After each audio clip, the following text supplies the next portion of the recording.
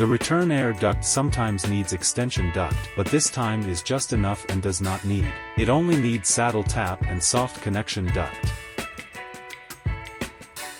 Fasten to the ceiling with screws. Air supply duct, box body and soft connection duct. Soft connection duct mainly play the role of displacement compensation, prevent the duct interface from not being able to perfectly match the connection due to errors. Short vertical duct, saddle tap, horizontal duct. Finally, assemble each part.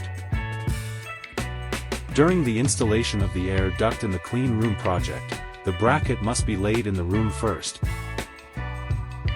and the air duct must be transported to the installation location of the air duct for pre-assembly and docking.